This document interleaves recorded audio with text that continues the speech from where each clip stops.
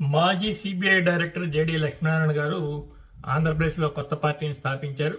జనసేనలో ఉన్నప్పుడు వైజాగ్ నుంచి పోటీ చేసి ఓడిపోయారు. ఆయన జనసేన నుంచి బయటకు వచ్చిన దగ్గర నుంచి అనేక ప్రజా సమస్యల మీద అనేక చోట్ల ప్రసంగిస్తూ వాటిని అటెస్ట్ చేస్తూ వచ్చారు. విద్యార్థులు, రైతులు ఇటువంటి వాళ్ళందరినీ రాష్ట్ర వ్యాప్తంగా కలిశారు. ప్రజల యొక్క సమస్యలను ఆయన అవగాహన చేసుకున్నారు. అదేవిధంగా వైజాగ్ స్టీల్ ప్లాంట్ కి సంబంధించి కూడా ఆయన పోరాటం చేశారు. అయితే ఇది ఒక రాజకీయ పార్టీని స్థాపించడానికి ఇది సరిపోతుందా అంటే సరిపోదు. ఆయన అనేక పార్టీల్లో ఏ పార్టీ కూడా నేను అండరాని పార్టీగా చూడలేదు. అన్ని పార్టీల్లో చేరడానికి నేను సిద్ధంగానే ఉన్నాను ఏ పార్టీకినా. అయితే ఆయా పార్టీలు నా ఎజెండాను అమలు చేయలేవు, చేయాలని కూడా అవి ఒప్పుకోవడం లేదు అన్నట్టుగా ఆయన చెప్పుకొచ్చారు. కానీ ఏ పార్టీ అయినా సరే ఆ పార్టీ యొక్క మూలం ఐడియాని ఇంప్లిమెంట్ చేస్తుంది తప్ప ఆ పార్టీలో చేరిన ఒక వ్యక్తి యొక్క అభిప్రాయాలను తీసుకోదు. అలాంటప్పుడు మన పార్టీని మనమే పెట్టుకోవాలి. మనం పెట్టుకున్నంత మాత్రాన మనకి ప్రజాక్షేత్రంలో బాగా పనిచేసి సుదీర్ఘకాలం ప్రజలకు దగ్గరయ్యి అయినప్పుడే ఆ పార్టీలు మనగలుగుతాయి తప్ప మనం ఏదో మేధోపరమైన ఆలోచనలతో ప్రజల్ని, మీడియాని ఆకర్షించగలమే కానీ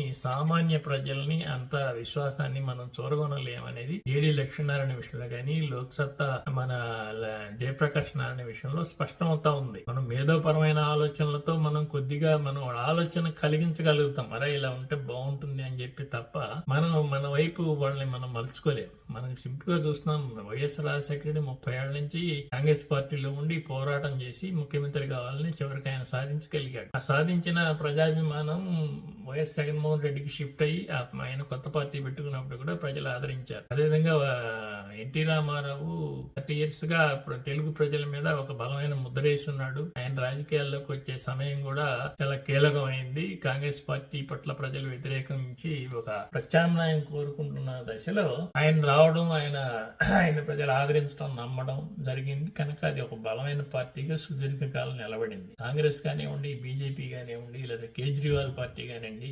క్షేత్రస్థాయిలో ఒక బలమైన అంశంతో అది ముందుకొచ్చి సుదీర్ఘకాలం పోరాటం జరిగి స్ట్రగుల్ అయిపోయినాకనే ఆయా పార్టీలు ప్రజల విశ్వాసం చొరవని అధికారంలో ఉన్నాయి తప్ప మనం హఠాత్తుగా వచ్చి చేయగలిగేది ఏమి ఉండదు.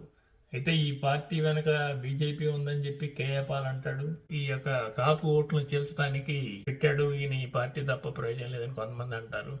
వయసుతో వ్యతిరేక ఓటుని చీల్చి అధికార పార్టీకి మేలు చేకూర్చడానికి ఆయన పనిచేస్తున్నాడని చెప్పి కొందరు అంటారు.